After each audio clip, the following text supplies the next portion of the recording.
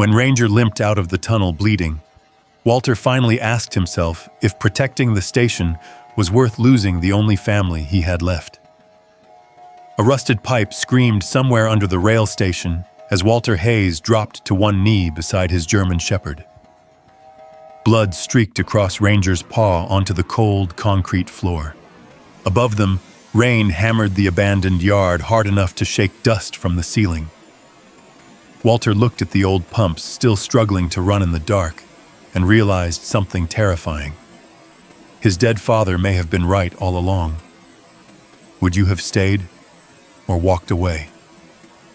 The sawmill floor shook every time the main cutter kicked on. Walter Hayes barely noticed anymore. After 12 years inside Mercer Timber Works, the noise had settled into his bones like winter cold. The smell was the same as always: wet pine, motor grease, burned belts. Only the faces looked different that morning. Nobody talked much near the maintenance bay. Men kept their heads down. Toolboxes stayed shut. Even the forklifts moved slower than usual, their backup alarms echoing through the building in short, tired bursts. Walter wiped oil from his hands with an old rag and looked toward the office windows above the floor. He already knew. Layoff days always carried the same silence before they started. Ranger lifted his head from beside the workbench. The German Shepherd watched Walter carefully, ears half raised, waiting for something in his voice that never came. "You stay here," Walter said quietly. The dog stayed. Walter crossed the floor with the steady pace of a man who had spent years learning not to rush toward bad news. He noticed exits automatically. The side door near shipping. The fire stairs behind the office hall. Old habits. They never fully left him. Inside the office, the plant manager looked uncomfortable before Walter even sat down. Gary Pritchard was a heavy man with red cheeks and tired eyes. He kept tapping a pen against a folder he refused to open all the way. "Corporate cut 20 positions," he said. "Maintenance got hit hard." Walter nodded once. No anger, no argument. Men his age in towns like this already knew how the conversation ended before it began. Gary slid an envelope across the desk. 8 weeks severance, he muttered. "Wish it was different." Walter picked up the envelope but didn't open it. Outside the office window, he could see Ranger still lying beside the toolbox, watching the doorway without moving. "That dog's smarter than half the crew," Gary said, trying to lighten the room. Walter almost smiled. Almost. By noon, his toolbox was chained in the bed of his old Chevy pickup. The sky hung low over southern West Virginia. Gray clouds pressed tight against the hills. Ranger climbed into the passenger seat and settled down with a heavy sigh. Walter rested both hands on the steering wheel for a moment before turning the key. He had less than $4,000 left in savings. Mortgage overdue twice. Truck transmission slipping. And now no job. The phone rang before he pulled onto the highway. "Mr. Hayes?" a woman asked. "This is Karen from Halverson and Reed, the attorney handling your father's estate." Walter stared through the windshield.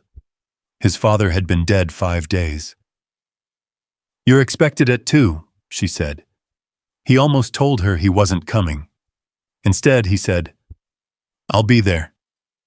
The law office sat above a pharmacy on Main Street in Beckley. Old brick building, narrow stairs, smell of dust and copier toner. Walter arrived early out of habit. He chose the chair against the wall automatically, where he could see the door and the windows both. Ranger settled at his boots without making a sound. His younger brother Travis arrived 10 minutes later wearing a clean flannel jacket and work boots that still looked new. Behind him came Michael, the middle brother, carrying coffee and talking into his phone about cattle feed prices. Neither looked surprised to see Walter alone. "You still living over near Coal River?" Travis asked. Walter nodded. "That place falling apart yet?" Michael smirked behind his coffee cup. Walter let it pass. That was easier than reminding them neither had visited in almost 3 years. The attorney, Harold Reed, finally entered carrying a thin folder. He was old enough that his hands trembled slightly when he sat down. "I'll keep this brief," he said. Outside, but a siren drifted somewhere down Main Street. Walter noticed Ranger's ears twitch toward the sound. The reading itself moved quickly. Michael inherited the remaining pasture land east of Route 19. Travis received the farm equipment and the small savings account Eli Hayes had left behind. Then Reed stopped turning pages. "There is one final item," he said carefully. Walter already knew there wouldn't be much left. His father had spent the last years of his life patching roofs himself and driving 20-year-old trucks until the frames rusted through. Reed reached into the folder and placed 2 things on the table: an old brass key attached to a rusted railroad tag and a worn $1 coin darkened by age. "The former Hayes Railway Station," Reed said, "including all attached structures and land rights." Michael blinked once, then laughed softly. "That old dump?" Travis leaned back in his chair. "Jesus." Reed cleared his throat again. "Your father also requested the coin transfer directly to Walter." Walter stared at the dollar without touching it. It wasn't silver, not rare, just old. The kind of coin somebody carried for years in the same pocket. "Any idea what that's supposed to mean?" Michael asked. "No written explanation," Reed replied. Silence settled across the office. Not warm silence. The kind that made people avoid looking directly at each other. Walter finally picked up the key. The metal smelled faintly of machine oil and old iron. At his feet, Ranger suddenly stood.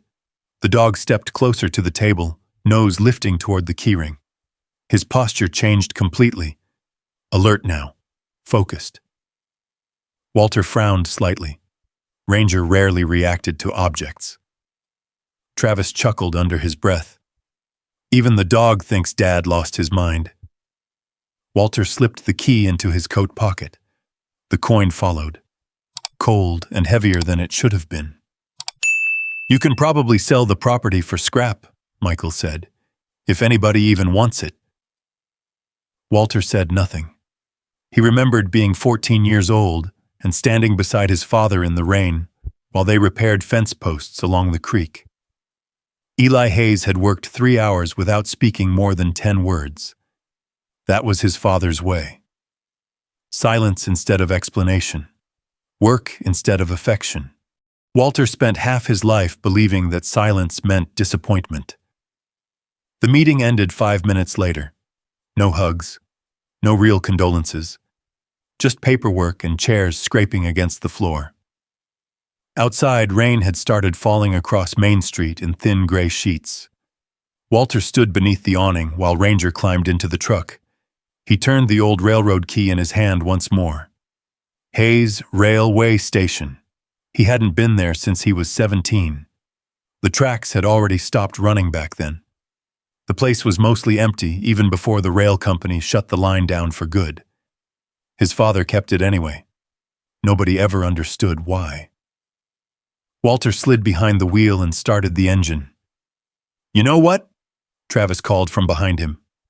"If you're smart, you'll dump that place fast." Walter looked through the rain-streaked windshield. Maybe he would. Sell the land. Pay off the mortgage. Leave this town behind before it buried him the same way it buried everybody else. The road curved west out of Beckley, deeper into the hills. Ranger stayed unusually quiet the whole drive. 40 minutes later, the old rail station appeared through the trees. Rust-colored roof, collapsed fencing, dead weeds pushing through cracked pavement. Walter pulled the truck to a stop beside the loading platform and killed the engine. For a moment, neither he nor Ranger moved. Rain tapped softly against the windshield. Then Ranger stood. The German Shepherd jumped down from the truck before Walter could grab the leash. He crossed the lot slowly, nose low, heading straight toward the back side of the old warehouse. "Ranger." The dog ignored him. Walter followed through wet gravel and knee-high weeds until he reached the cracked concrete behind the building. Ranger stood completely still there, ears forward, eyes locked on the ground. And for the first time that day, Walter noticed the thin line splitting the concrete near the foundation wall. Cold air drifted faintly upward through the crack. Ranger did not move. Rain slid off the rusted roof behind them in slow drops. Somewhere deeper in the hills, thunder rolled low and distant. Walter crouched beside the split in the concrete. The crack was narrow, maybe half an inch at its widest point. Water stains darkened the edges like something underneath had been breathing there for years. Ranger lowered his nose again and gave a soft whine. "You smell something?" The dog's ears twitched, but his eyes never left the ground. Walter pressed his palm against the concrete. Cold. Not normal rainwater cold either. Steady cold.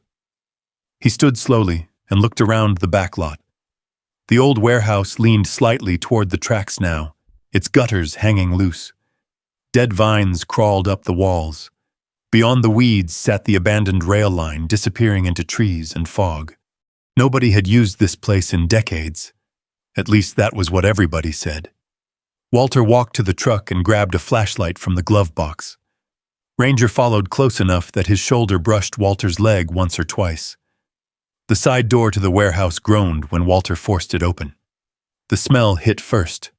Old wood, rust, oil soaked deep into concrete. The beam of the flashlight swept across shelves stacked with broken gauges, cracked lanterns, and boxes swollen from moisture. Dust coated nearly everything thick enough to leave finger trails. But not everything. Walter stopped near an old workbench. One section had less dust than the rest. Not clean. Just disturbed. Like somebody had rested a hand there recently. Ranger moved deeper into the building, nails clicking softly across concrete. Walter followed the sound until the flashlight caught the old station office tucked behind a wall of rusted filing cabinets. The door still carried faded lettering. Hayes Rail Way Office. Walter stared at it longer than he meant to. He remembered sitting inside that office as a boy while his father argued freight numbers with truck drivers. Eli Hayes always smelled like diesel fuel and black coffee back then. Hard hands, hard voice, not cruel, just distant. Walter pushed the door open. The room was smaller than he remembered. A metal desk sat crooked beneath the window. One filing cabinet leaned half open. Rain tapped softly against cracked glass, while wind slipped through gaps around the frame. Ranger circled once before lying near the door. Walter checked the ceiling automatically. Water damage. Weak spots. One hanging light fixture barely attached. Old habit again. Always assess the structure first. He sat carefully in the desk chair. It creaked under his weight. The silence inside the station felt different from town silence. Heavier somehow. Like the building had spent years waiting for noise that never came back. Walter pulled the old brass key from his pocket. There was still grease trapped in the grooves. That bothered him. Metal left untouched, that long shouldn't smell freshly oiled. Ranger lifted his head immediately when the key appeared. "You know something I don't?" The dog stared at the office doorway. Walter followed his line of sight, but saw only darkness and shelves. Outside, the wind shifted hard enough to rattle loose sheet metal somewhere along the roof. The sound snapped through Walter's nerves before he could stop it. His shoulders tightened instantly. For half a second, the warehouse disappeared. Not completely, just enough. Enough for another memory to slip through. Hot steel walls. Generator noise. Sand blowing against a repair tent outside Kandahar. Somebody yelling over radio static while engines backfired in the dark. Walter blinked once and the station returned. Rain. Dust. Ranger watching him carefully now. "I'm good," Walter muttered. The dog stayed where he was, but his eyes never left Walter's face. Night settled fast in the hills. Walter considered driving home. Instead, he dug an old camp lantern from the truck bed and decided to stay. Gas cost money. Besides, part of him wanted another look at the place in daylight before calling a scrap company. He ate cold beef jerky sitting at the office desk while Ranger rested nearby. The station groaned softly around them as temperatures dropped outside. Near midnight, Walter woke suddenly without knowing why. Dark room. Hand already reaching beside the cot before his mind caught up. Not a rifle anymore. Just the flashlight. Ranger stood near the office door, body rigid. Then Walter heard it. Clang. Metal hitting metal somewhere deeper inside the warehouse. Not loud, but deliberate enough to wake both of them. Walter rose quietly. Every movement automatic now. Controlled breathing. Slow steps. Listen before moving. The flashlight beam slid across machinery and broken shelves as he crossed the warehouse floor. "Hello?" Nothing answered. Another soft clang echoed from near the loading bay. Walter angled the flashlight toward the sound. Wind had pushed part of the hanging chain system against an old steel beam. The loose hook swayed slowly back and forth. That was all. Still, his pulse took longer to settle than he liked. He checked every entrance before returning to the office anyway. Ranger remained awake the rest of the night. By morning, the rain had stopped. Fog drifted low across the tracks outside while pale sunlight leaked through cracks in the walls. Walter stepped outside carrying coffee from a propane burner. Ranger headed immediately toward the cracked concrete again. "Persistent, huh?" Walter followed.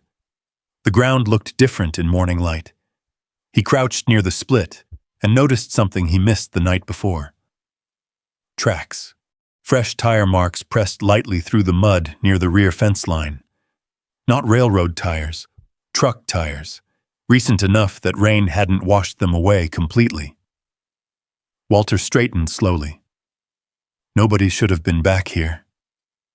The nearest road sat almost half a mile away through overgrown brush. Ranger moved toward the tracks, nose working hard now. Walter studied the marks another moment. Then he noticed the cigarette butt near the weeds, still dry beneath the overhang. Not old. A cold feeling settled quietly into his stomach. Somebody had been here recently, and judging by the way Ranger kept staring at the cracked concrete, they hadn't come for scrap metal. Walter followed the tire tracks along the back fence line until they disappeared near the trees.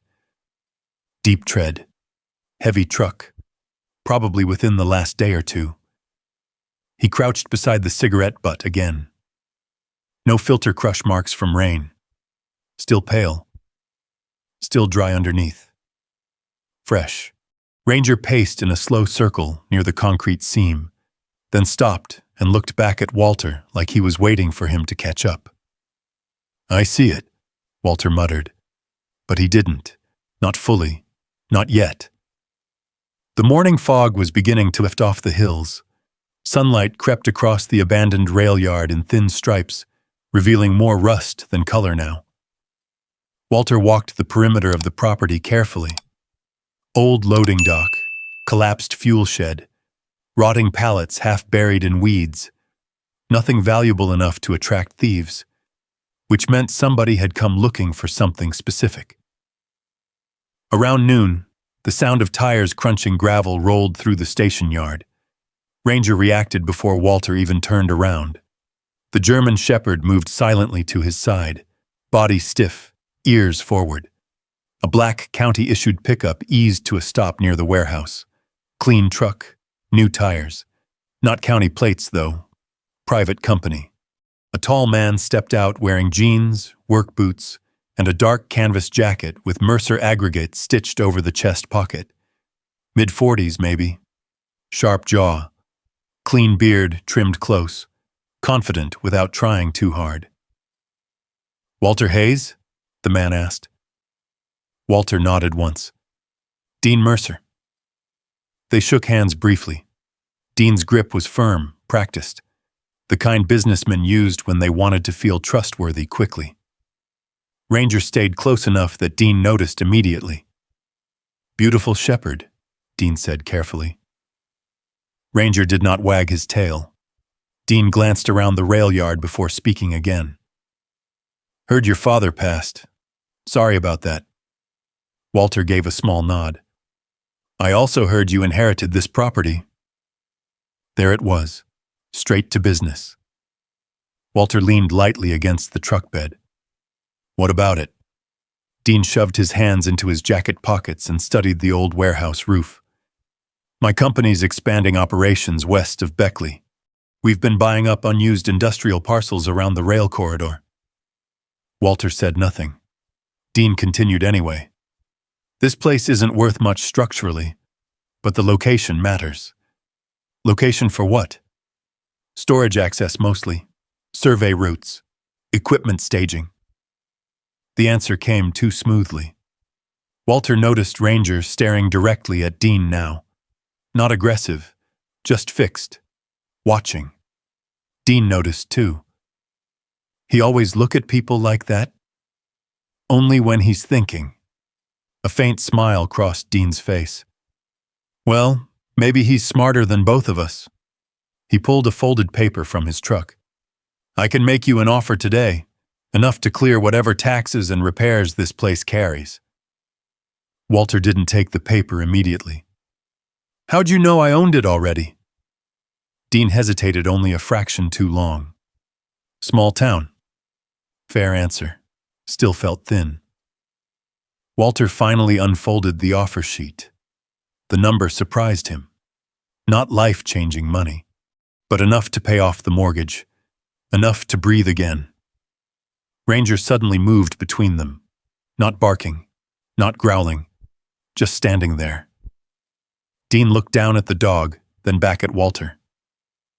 "I'm not trying to pressure you," he said calmly, "but abandoned places attract problems. Liability alone can bury a man." Walter folded the paper slowly. "I'll think about it." Dean nodded once like he expected that answer.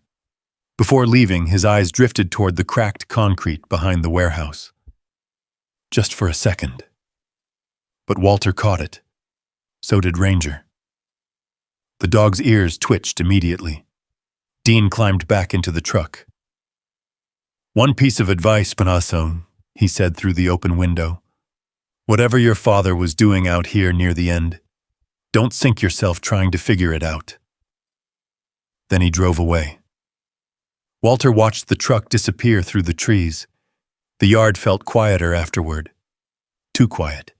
Ranger walked straight back toward the cracked slab behind the warehouse. Walter followed more slowly this time. His knees popped when he crouched near the seam again. He brushed dirt away with his glove and exposed more of the split running beneath the concrete.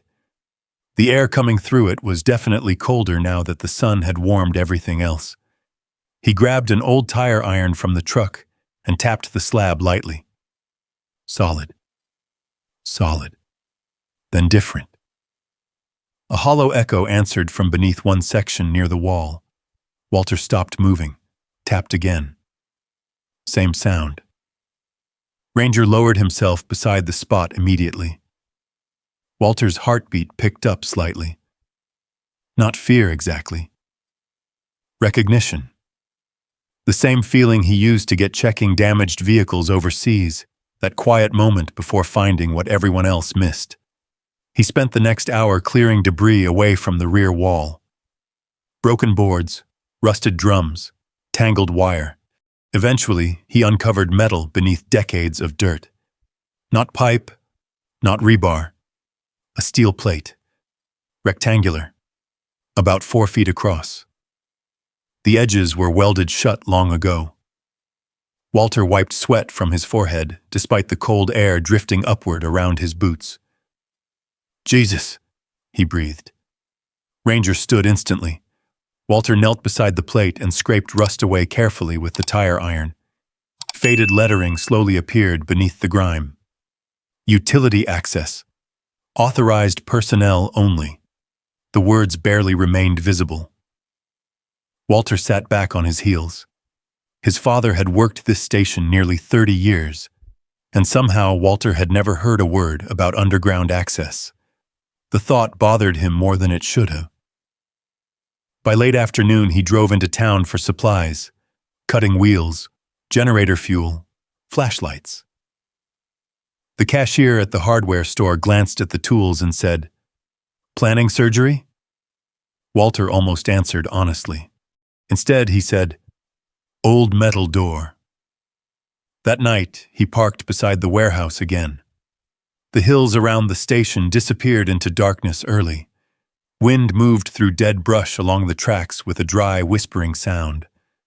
Walter rolled the portable generator closer to the steel plate while Ranger watched from nearby.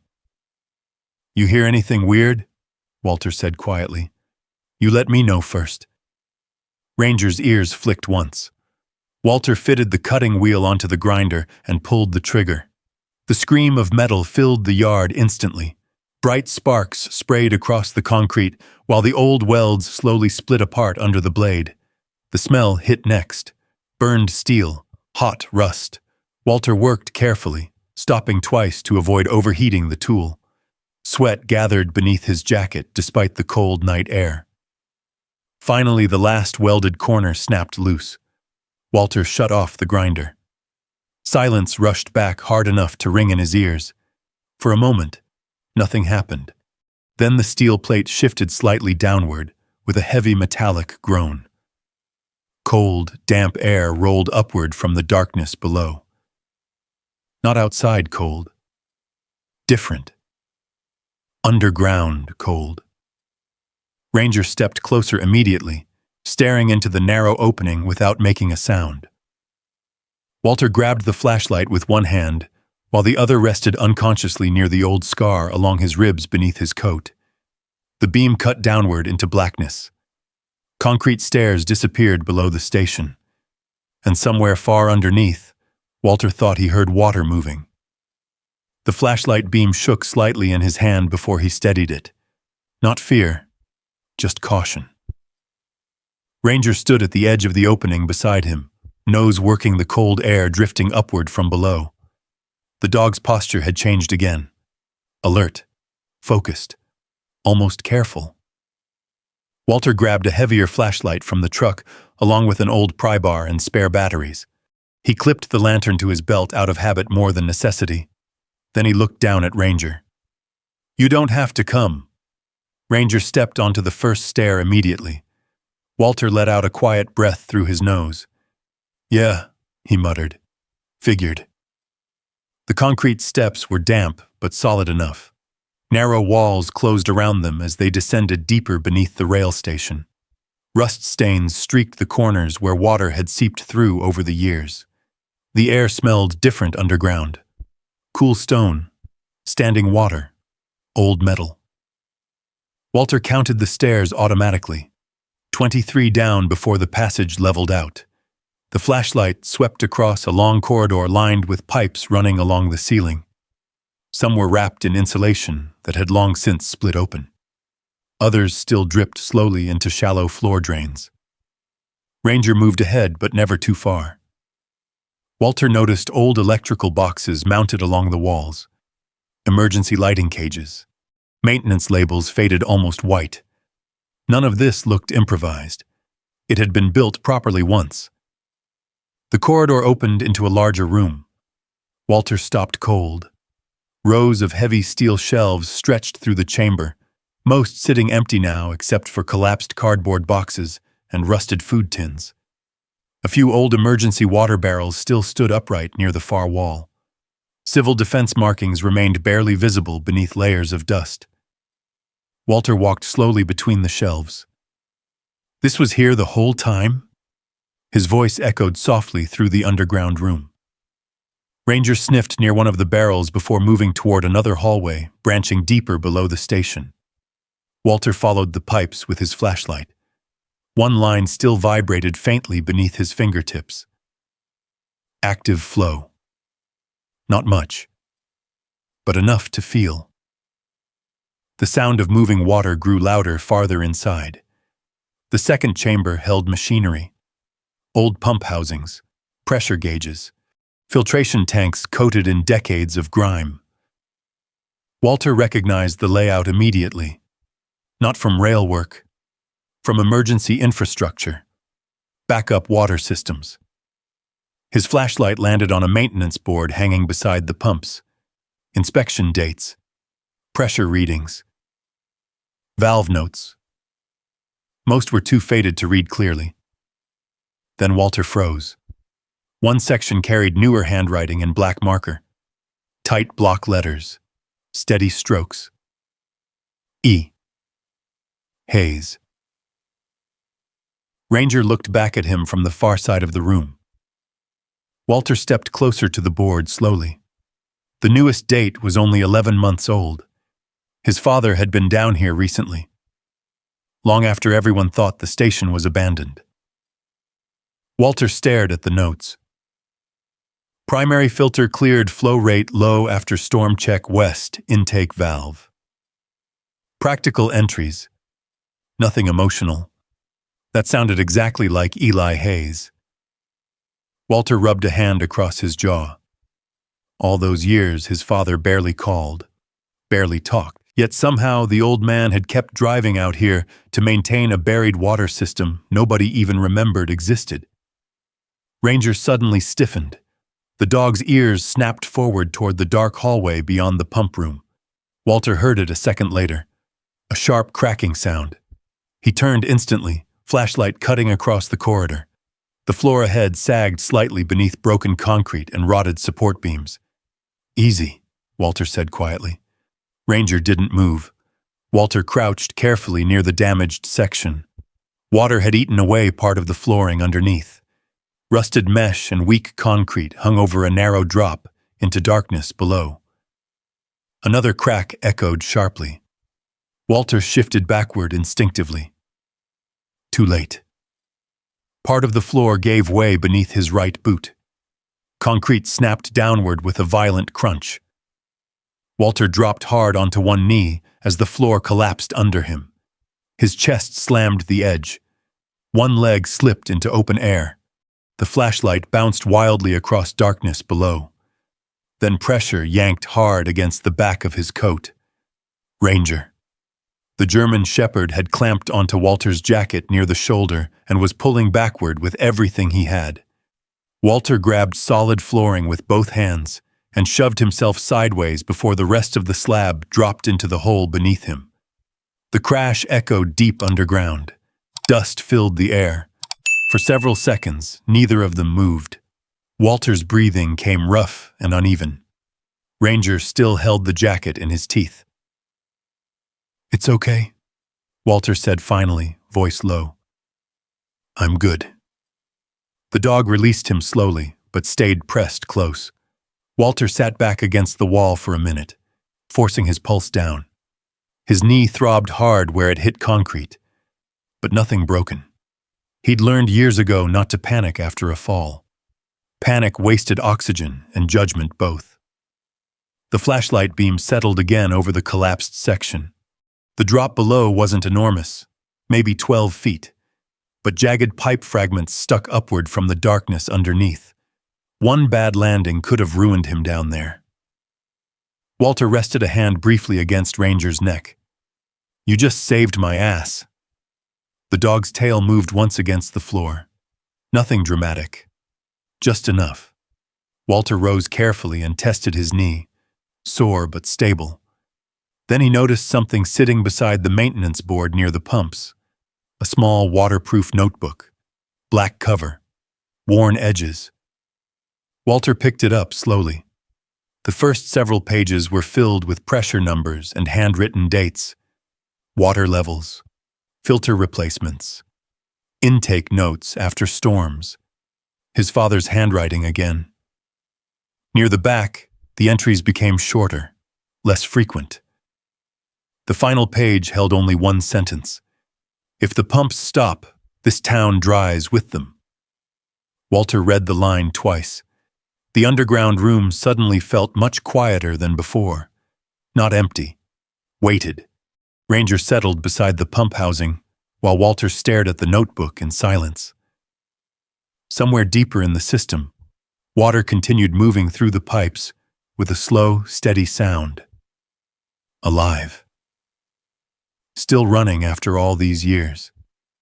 And for the first time since Eli Hayes died, Walter felt something shift inside him that wasn't anger. Confusion, maybe, or the beginning of understanding. Above them, wind scraped faintly across the abandoned rail yard, but underground, hidden beneath rust and concrete and 30 years of silence, his father had left behind something that was still working. Walter didn't sleep much that night. He stayed inside the old station office with the notebook open on the desk beside him while Ranger rested near the door. Rainwater dripped steadily somewhere outside, mixing with the distant groan of loose metal in the yard. Most of the entries inside the notebook were practical. Pressure numbers, valve checks, flow notes after storms. Nothing sentimental. Nothing explaining why Eli Hayes kept returning to a buried water system nobody talked about anymore. That part bothered Walter more than he expected. His father had spent years barely speaking to him, yet somehow he trusted him enough to leave this behind. Around 3 a.m, Walter gave up trying to sleep and walked outside. Fog hung low over the tracks.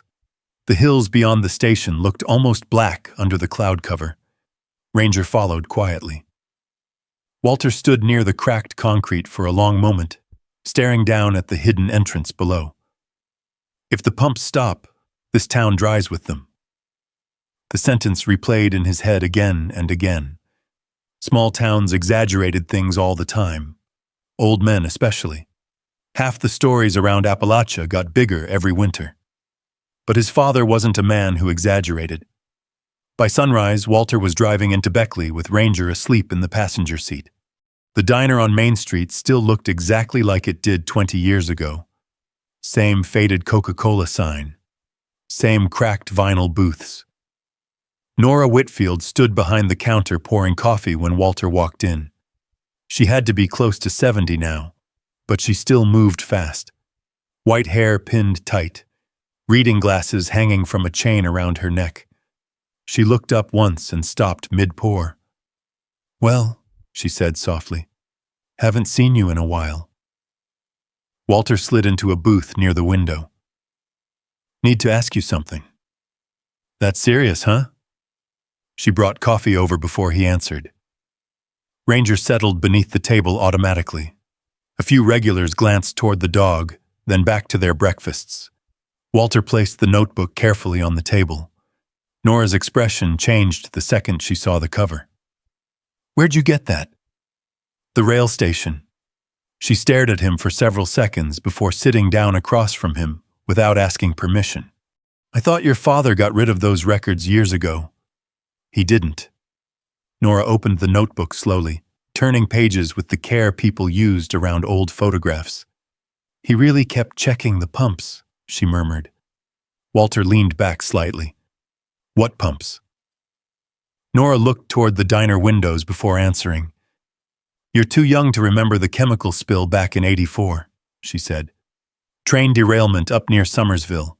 Contaminated half the county water lines for weeks." Walter listened quietly. "The rail station had backup groundwater storage underneath," Nora continued. "Emergency reserve. Old civil defense project from the Cold War days. Most folks forgot about it after the new county system got built. But my father didn't. No." She closed the notebook gently. "Eli thought people trusted modern systems too much. Said sooner or later those lines would fail again." Walter stared down at his coffee. Outside, a coal truck rumbled past the diner windows. "He never told us any of that."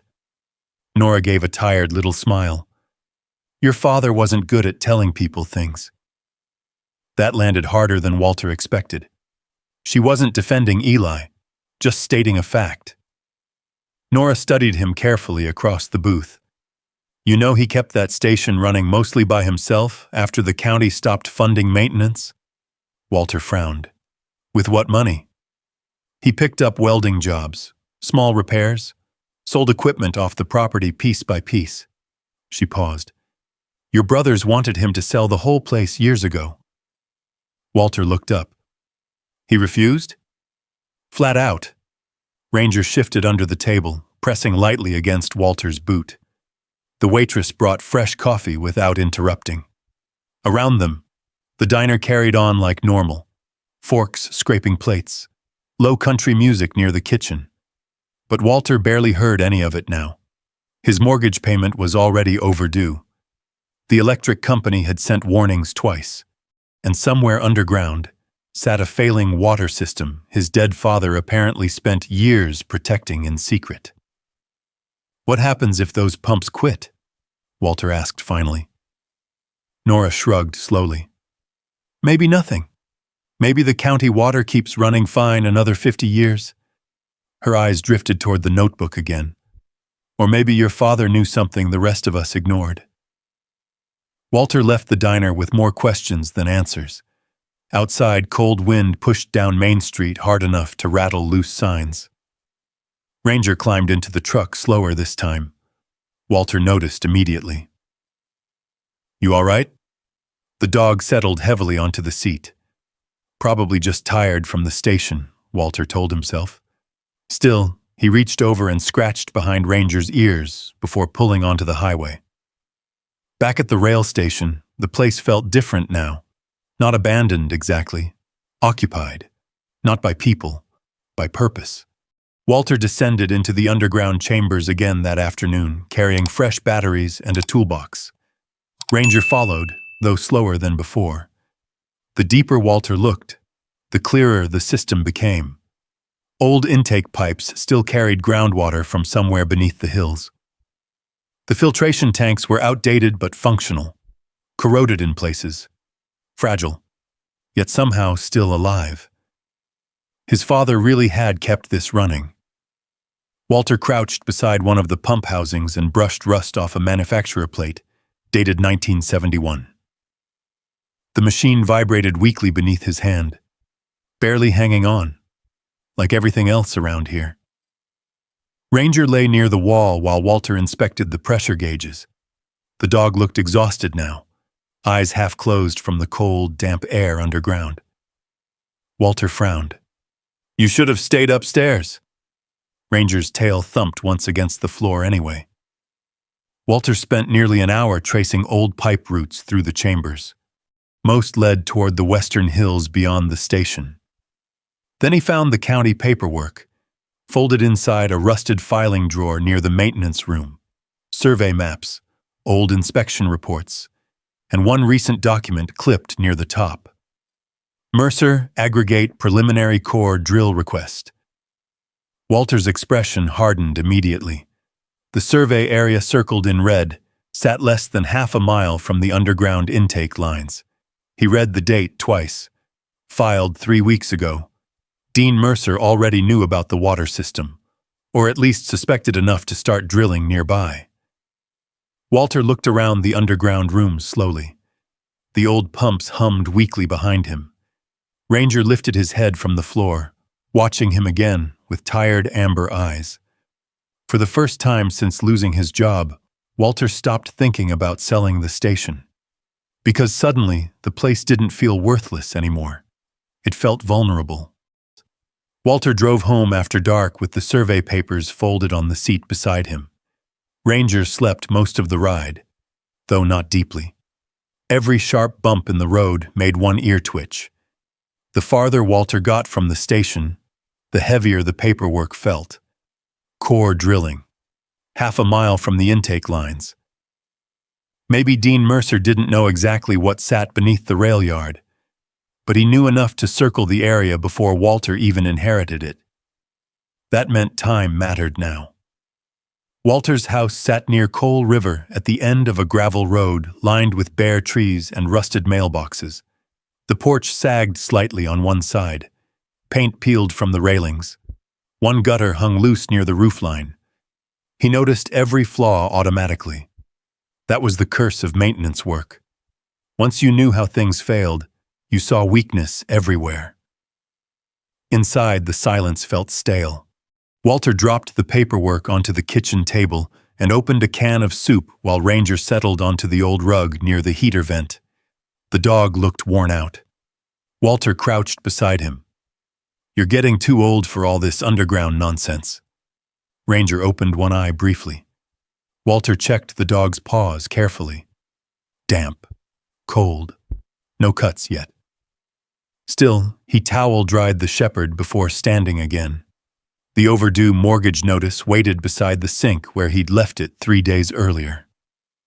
Final warning. The electric bill sat underneath.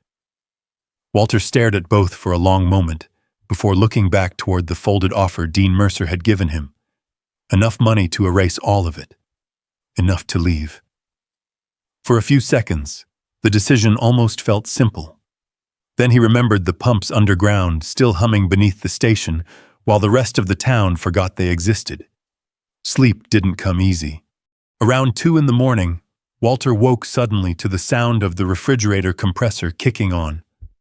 For one ugly second, his body reacted before his mind did. His chest tightened, heart already hammering. The sound twisted into something older in his head.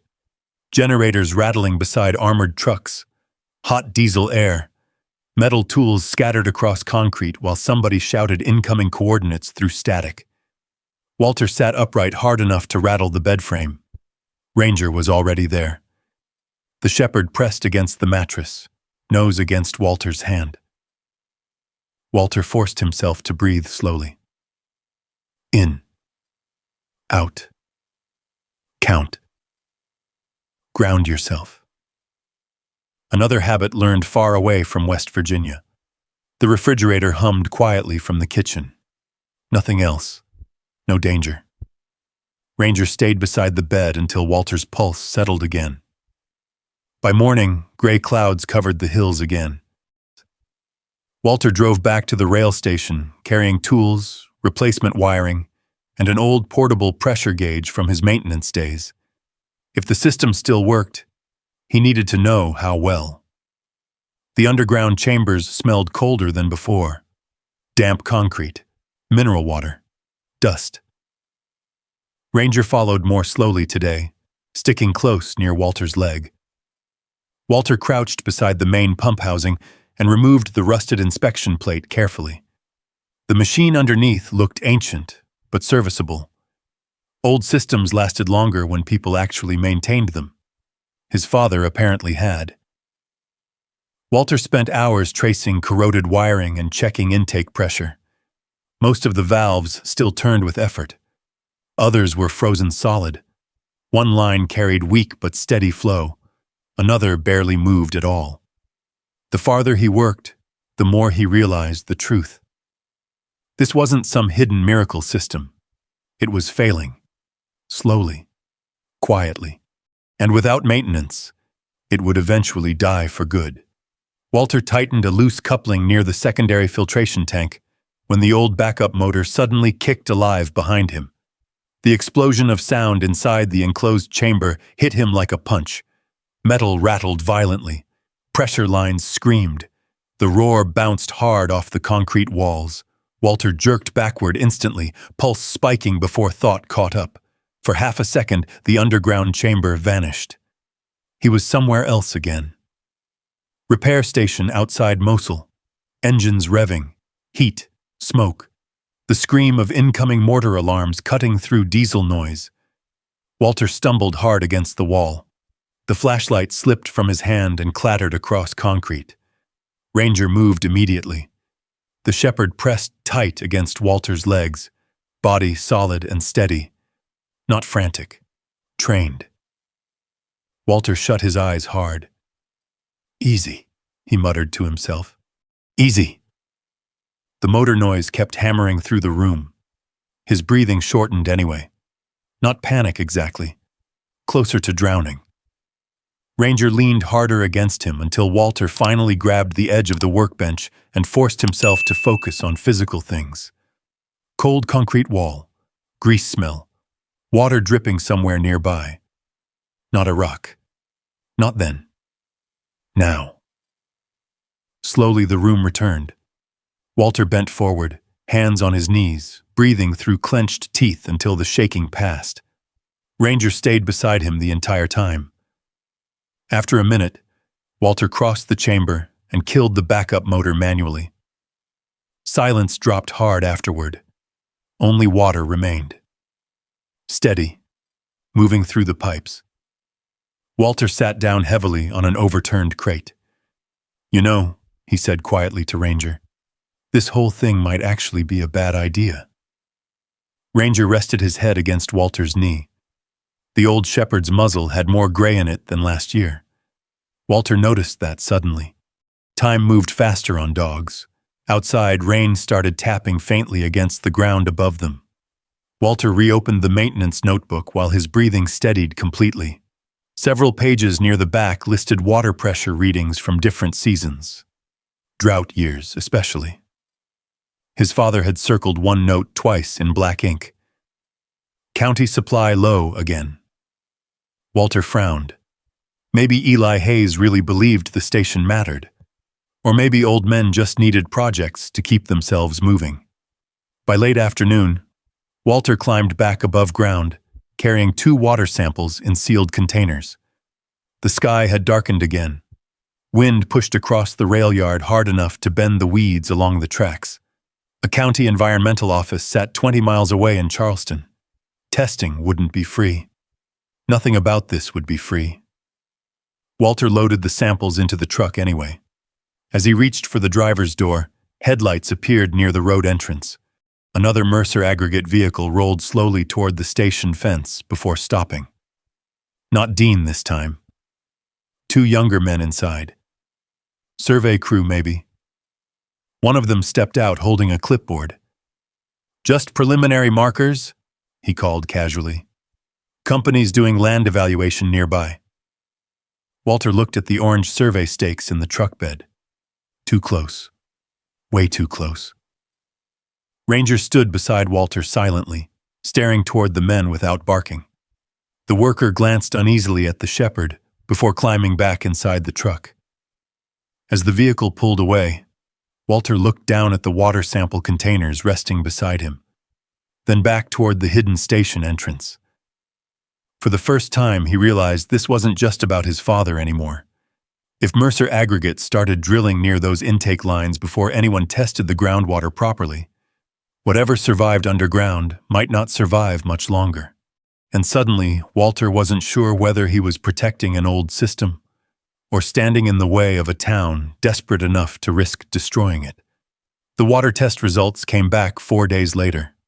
Walter read the report twice in the parking lot outside the county environmental office while rain drifted across the windshield. Minimal contamination. Low mineral imbalance. Cleaner than several active wells already serving parts of the county. He sat there for a long minute staring at the paper in his hands. Ranger rested his head against the center console beside him, breathing slow and heavy.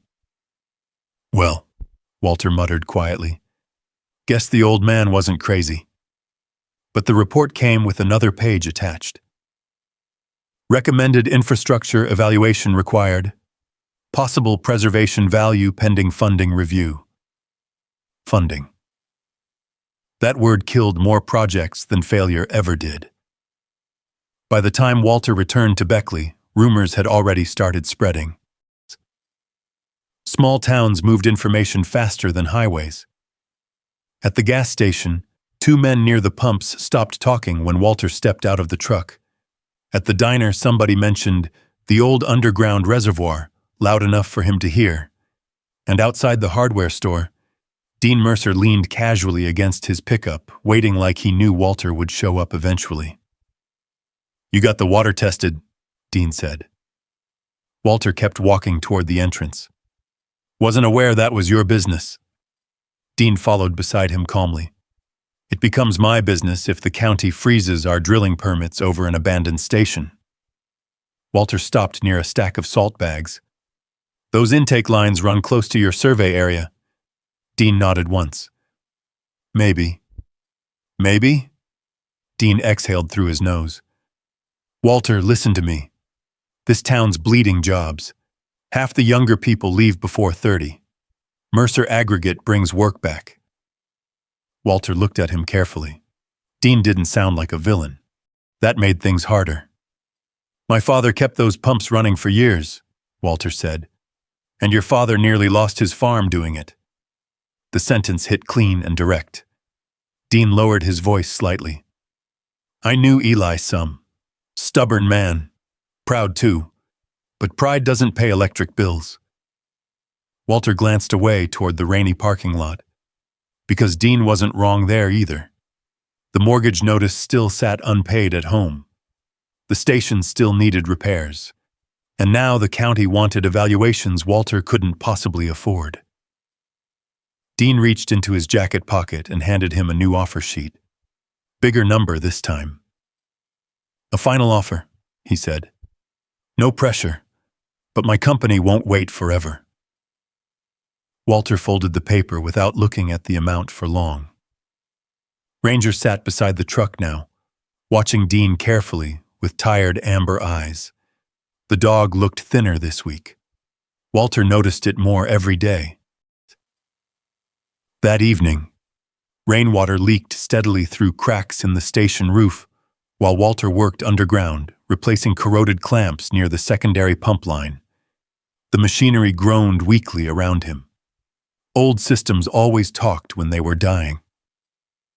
Ranger lay nearby on a folded blanket Walter had started bringing underground for him.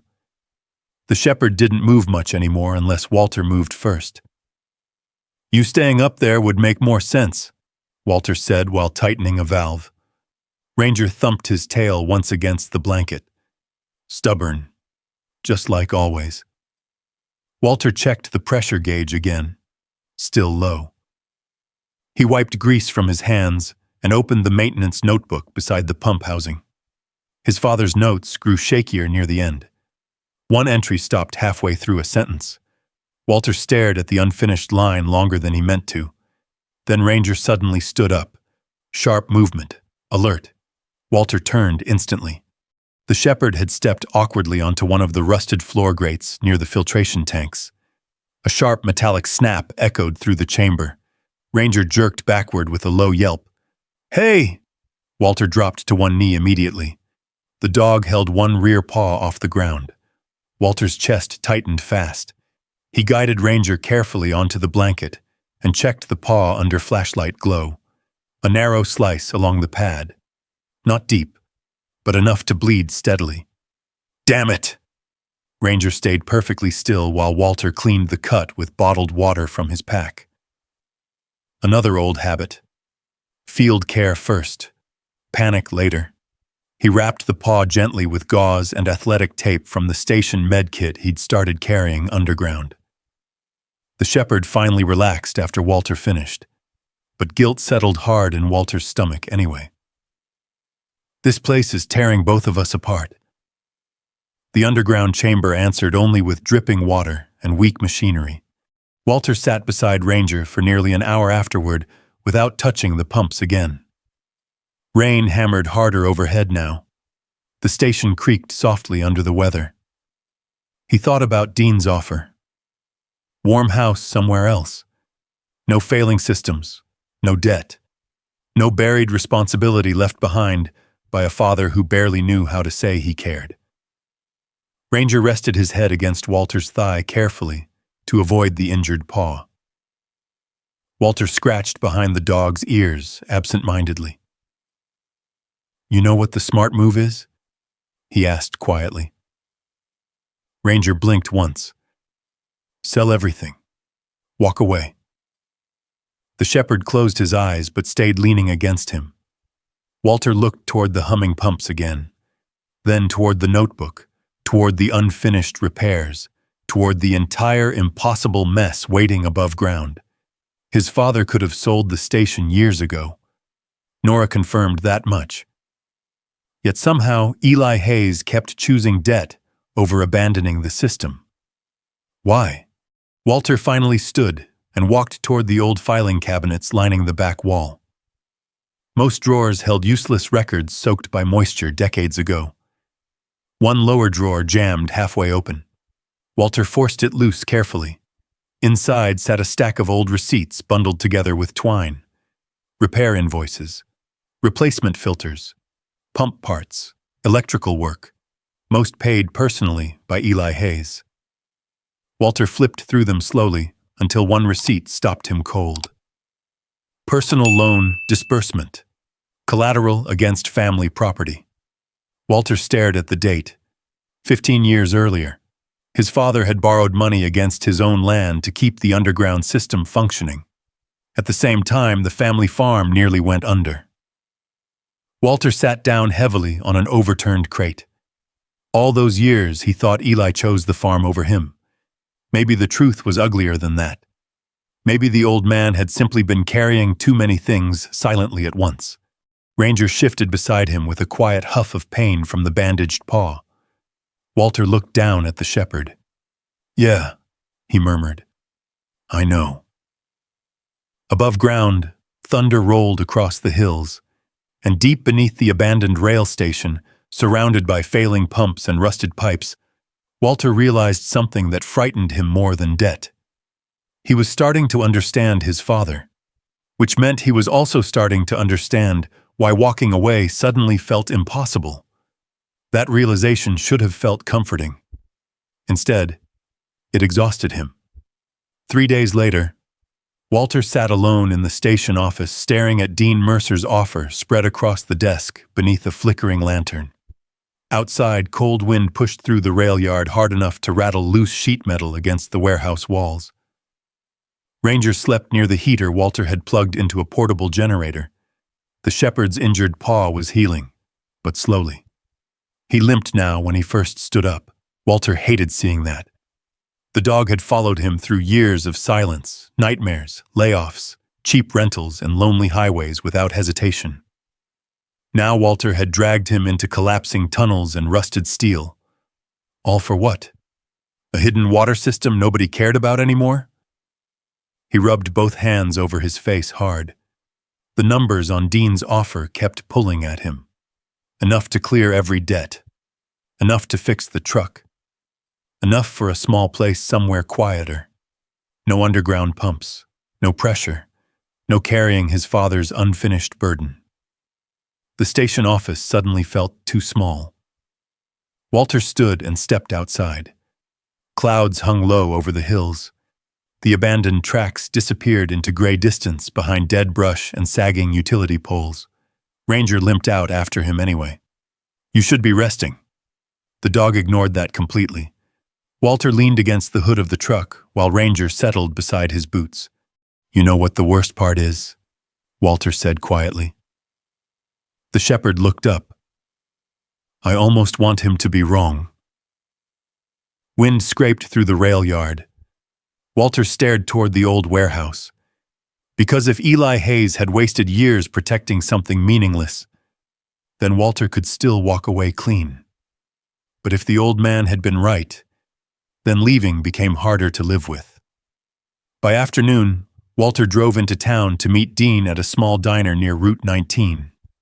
Dean was already waiting in a back booth when Walter arrived, coffee untouched, phone face down beside his plate. "You came," Dean said. Walter slid into the seat across from him. "Doesn't mean I'm signing." Dean nodded calmly. "Fair enough." For a while neither man spoke.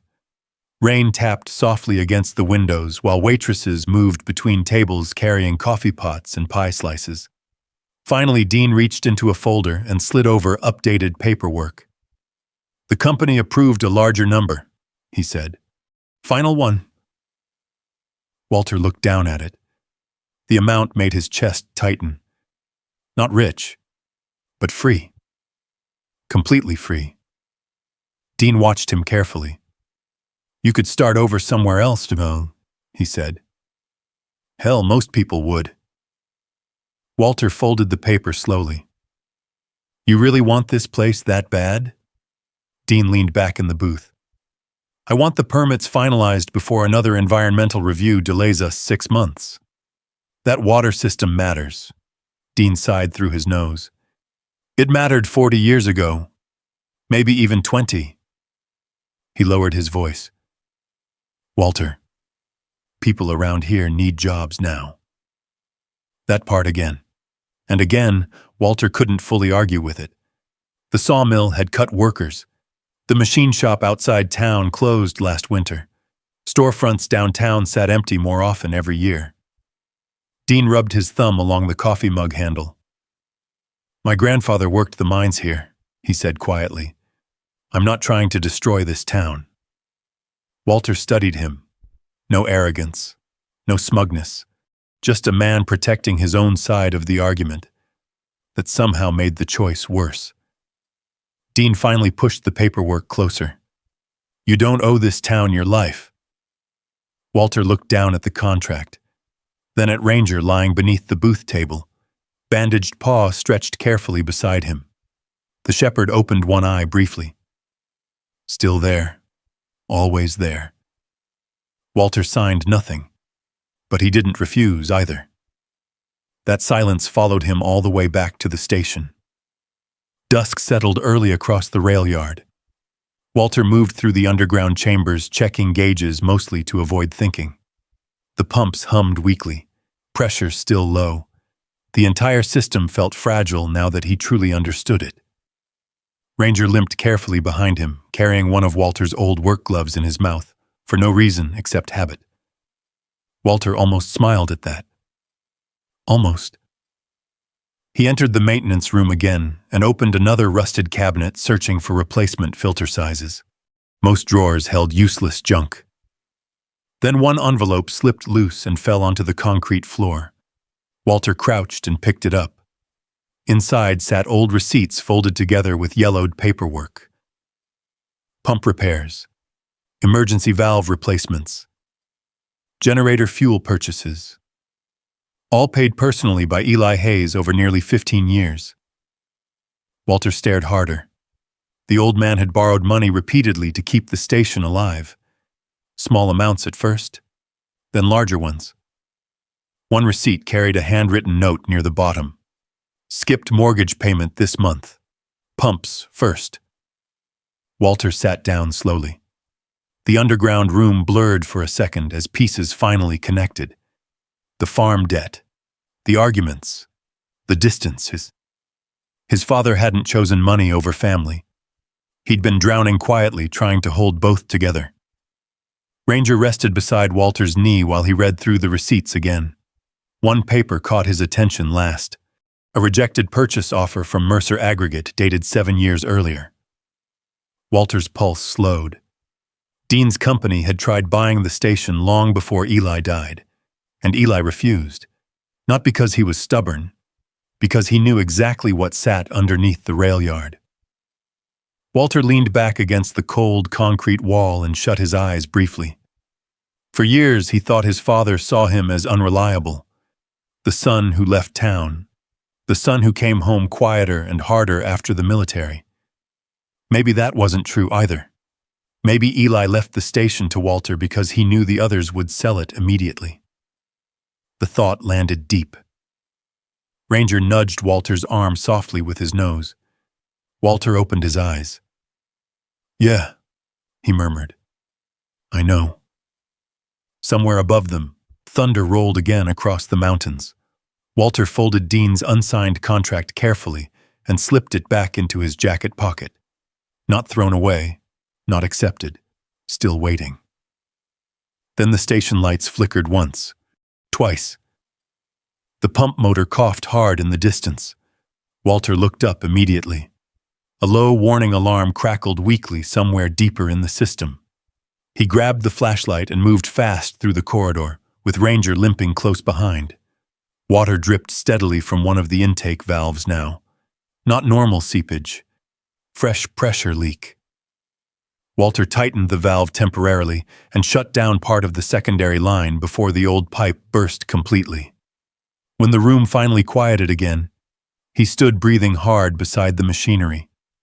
The system was failing faster now. And above ground, Mercer Aggregate had already started preliminary drilling west of the ridge. Walter climbed back to the surface near midnight. The rain had stopped. Cold air carried the smell of wet dirt and diesel from somewhere down the valley. As he crossed the rail yard, his phone buzzed in his jacket. Unknown number. Walter answered cautiously. A tired female voice spoke immediately. Mr.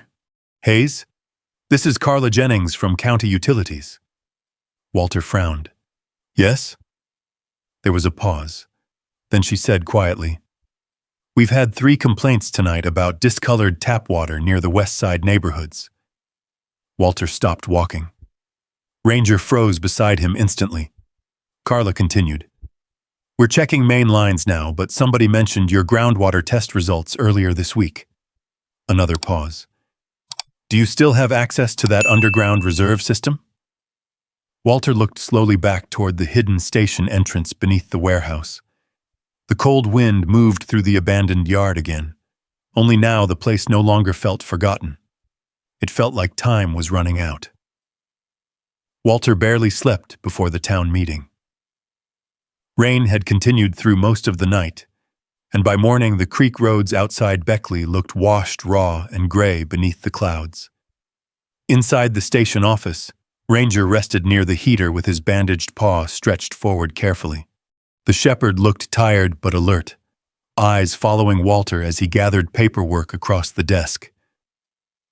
Water test reports, county survey maps, his father's maintenance logs, the old rejected Mercer offer. Walter stacked everything twice before finally stopping. He hated this part, talking in front of people, explaining himself. In the military, silence had often kept people alive. Back home, silence mostly made folks assume you had nothing worth saying. Ranger stood slowly when Walter grabbed his jacket. You're staying here, Walter said. The shepherd stared at him. Walter sighed. 10 minutes later, Ranger climbed into the truck anyway. The county meeting took place inside the old municipal building near Main Street.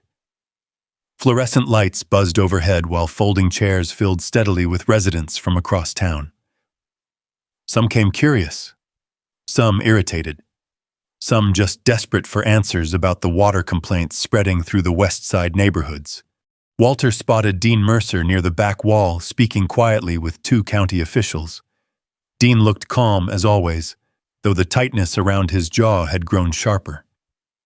Nora Whitfield sat near the front clutching a paper cup of coffee with both hands. When Walter entered with Ranger beside him, conversations dipped briefly before rising again. That old feeling crept up immediately. Every exit, every doorway, every loud voice. Walter hated crowded rooms more than he admitted. Ranger stayed glued close to his leg. The meeting began badly. County utility supervisors explained the discolored water reports first. Nothing conclusive yet. Preliminary contamination possible after recent drilling activity west of town. The word possible carried through the room like static. People started talking over each other immediately. A man near the back stood up. So we stopped the mining jobs over rusty pipes underground? Another voice answered from somewhere else. You want your kids drinking mud? The room heated fast after that. Dean finally stepped forward. Mercer Aggregate followed every permit requirement approved by the county, he said steadily.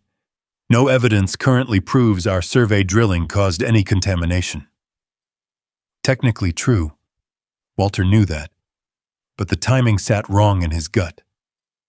Dean glanced toward Walter briefly, then toward the stack of documents in Walter's hands.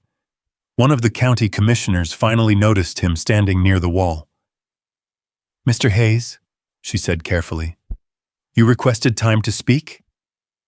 Every instinct in Walter wanted to leave instead. Ranger pressed lightly against his leg. Ground yourself. Breathe. Walter walked toward the front slowly. The room quieted more from curiosity than respect. He laid the papers onto the folding table. My father maintained an emergency groundwater system beneath the old rail station for years, Walter said. A few skeptical looks appeared immediately. He ignored them. The intake lines run near the current drilling survey area. He held up the county water test report. This source tested cleaner than several active wells nearby. Dean crossed his arms but stayed silent, Walter continued carefully. The system's old. It needs repairs. I'm not saying it fixes everything. He glanced around the room. But if contamination spreads further, this may be the only backup source left close enough to help. Murmurs spread through the chairs again. A heavy-set man near the aisle shook his head. You expect this town to survive on some abandoned bunker your daddy hid underground? Walter almost snapped back. Almost. Instead, he forced himself steady. No, he said quietly. I expect this town to stop pretending broken infrastructure fixes itself. That landed harder than he intended. Silence followed. Then Nora Whitfield slowly stood from her chair. Most people recognized her immediately. I remember the spill in '84, she said. That station water kept several neighborhoods supplied for almost 2 weeks. A few older residents nodded reluctantly. Another man raised his hand from the back. My father hauled emergency barrels from there too, he added. I remember the trucks. The room shifted after that. Not dramatically, not suddenly united, just less dismissive. Dean stepped forward again. I'm not against preserving the system, he said calmly. But people here also need jobs. Delaying permits hurts families too. And there it was again. The ugly truth both sides kept circling. Nobody here was evil, just cornered. Walter looked down briefly at Ranger lying beside the table now, head resting across his front paws. Steady. Present. The same way he'd been through every hard thing Walter survived. Finally, the county commissioner raised a hand for quiet. We're ordering additional groundwater review before approving expanded drilling permits, she announced. Temporary delay only until further testing is complete. Half the room groaned. The other half looked relieved. Nobody applauded. Nobody celebrated. Real towns didn't work like movies. People filed out, still arguing quietly among themselves while county workers gathered papers from the tables. Walter stayed where he was longer than necessary. His hands still shook faintly from speaking. Not fear exactly. Adrenaline. Dean approached after most of the room emptied. You know they'll blame you if jobs stall, he said quietly. Walter nodded once. I know. Dean studied him for a second. Then his eyes drifted toward Ranger. That dog's loyal as hell. Walter looked down at the shepherd. More than most people. Dean almost smiled at that. Almost. Before leaving, he lowered his voice slightly. For what it's worth, your father came to see me once. Years ago. Walter frowned. What for? He wanted guarantees we wouldn't drill near the intake lines if the station ever sold. Dean paused. I thought he was paranoid. Walter stared at him. Dean shook his head slowly. Maybe he wasn't. Then he walked away. Outside, evening settled cold over Beckley. Streetlights flickered alive one by one along Main Street, while people drifted toward trucks and storefronts beneath low clouds. Walter stood beside his pickup with Ranger leaning lightly against his leg. For the first time in years, several people stopped to speak to him before leaving. Not praise, not hero worship, just acknowledgement. An older man touched the hood of Walter's truck and said quietly, Appreciate you bringing this forward. A younger mother asked whether the backup system could really help if the water got worse. Walter answered honestly every time. Maybe. No promises, no speeches, just truth. By the time the parking lot emptied, darkness had fully settled over town.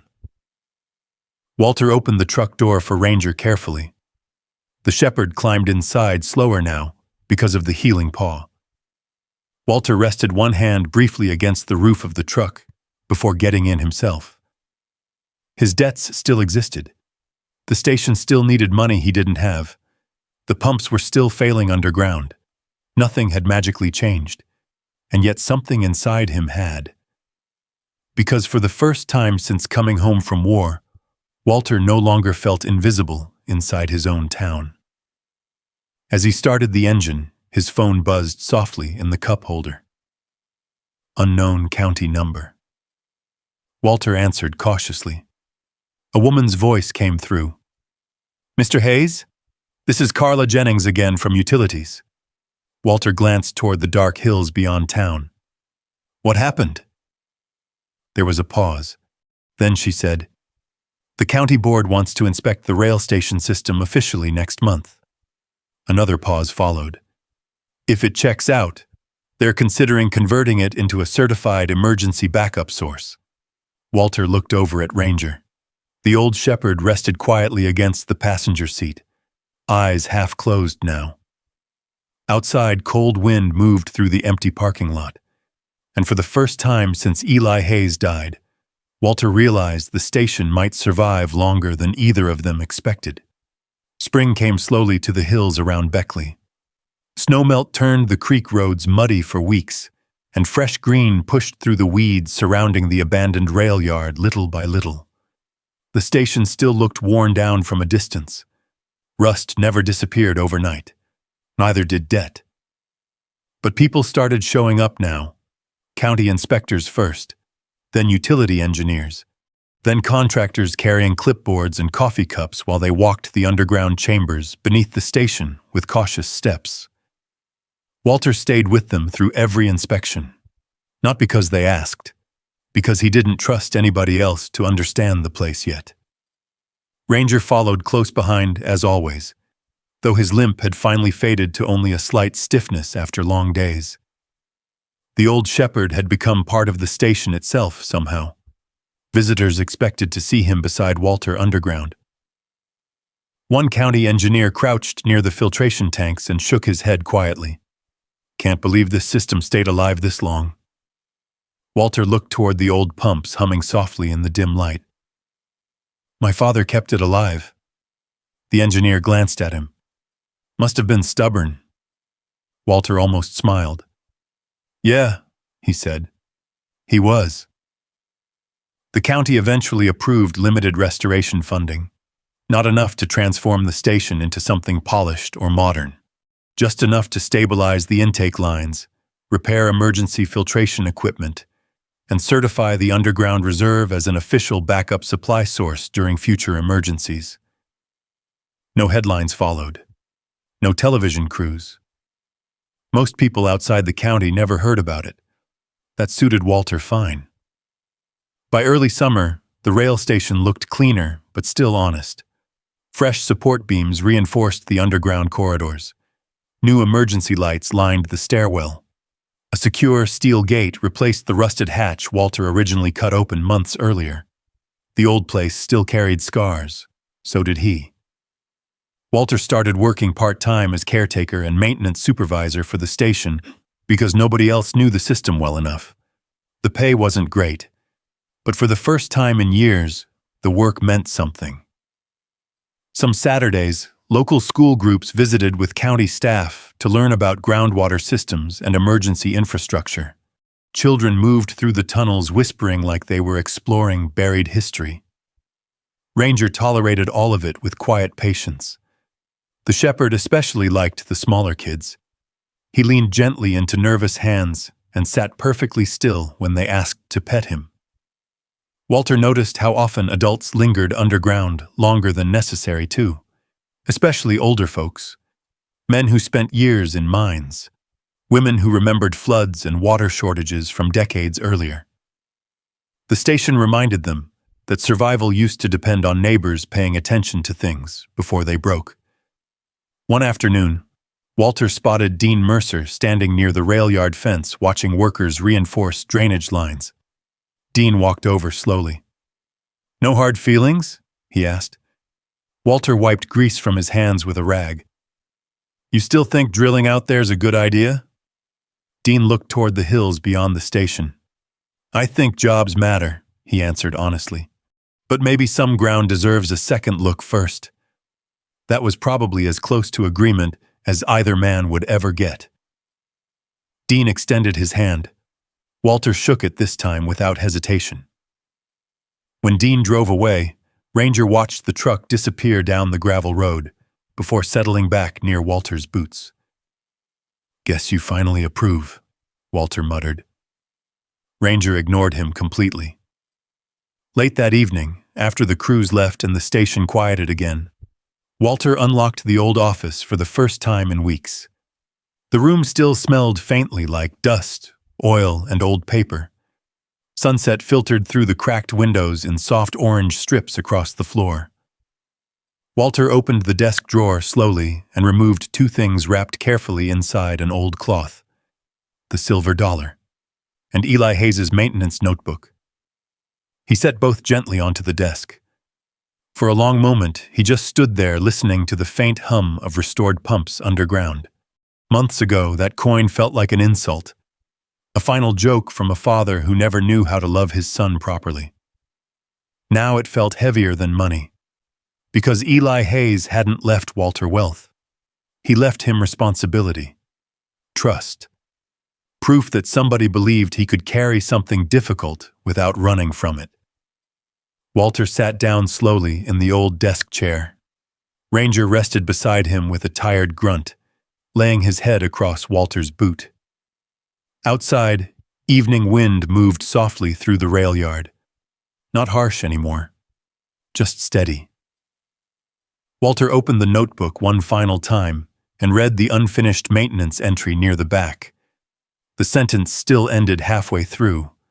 His father never got to finish it, but maybe he hadn't needed to. Walter reached into the desk drawer and removed a small wooden frame he bought from a hardware store in town. Carefully, he placed the silver dollar inside beside one copied page from the notebook. Then he set the frame near the office window where late sunlight still touched the glass. Nothing dramatic happened after that. No sudden peace, no perfect healing. His mortgage still took work to pay. His nightmares still came sometimes when engines backfired too close in the dark. And Ranger was getting older. Walter saw it now in the gray spreading through the shepherd's face. But life no longer felt like waiting for something to begin again. That was the difference. A knock sounded softly against the office doorway. Walter looked up. Nora Whitfield stood outside holding a paper bag from the diner. "Figured you forgot dinner again," she said. Walter huffed a quiet laugh and stood to let her in. Ranger's tail thumped once against the floor at the smell of food. Nora noticed the framed silver dollar near the window. For a moment she said nothing. Then she nodded slowly. "Your father would have liked that." Walter looked at the frame again. Maybe, or maybe Eli Hayes would have just grunted and gone back to work. Either way, Walter finally understood something that had taken him most of his life to learn. Some people never say what they feel out loud. They build it instead, in repaired pumps, in quiet sacrifices, in responsibilities handed down without explanation. The station underground wasn't treasure. It was proof that abandoned things still carried value if somebody cared enough to maintain them. Walter locked the rail yard gate later that night beneath a sky full of slow-moving clouds. Ranger walked beside him at the same steady pace he always had. The old shepherd brushed lightly against Walter's leg once before climbing into the truck. Walter looked back toward the weathered station one last time before starting the engine. Months earlier, he had stood in the same spot, believing his life was over. Now the rail yard lights glowed softly against the dark hills while clean water moved quietly beneath the ground. Still flowing, still holding. And for the first time in years, Walter Hayes no longer felt like a man waiting to be left behind. Maybe that was the real inheritance all along. Not the silver dollar, not the rail station, not even the water hidden beneath the ground. It was the understanding that some people carry love quietly, through work, through sacrifice, through the things they keep alive long after everyone else stops noticing. Walter spent years believing he had been forgotten, but in the end, his father trusted him with the one thing that truly mattered, and Ranger never left his side through any of it. That part matters too. Because sometimes healing doesn't come from speeches or grand moments.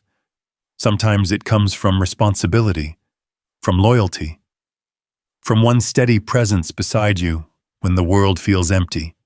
A tired old dog, a broken place, a man who almost walked away. And somehow, together, they held the line. If this story stayed with you, let me ask you something. Do you think Walter made the right choice by staying and protecting the station? Type 1 for yes. Type 0 for no. And if you enjoy stories about resilience, loyalty, and people finding purpose when life feels worn down, you're welcome to stay for the next one. Until then, take care of the people who still show up for you. Sometimes the quietest things carry the most weight.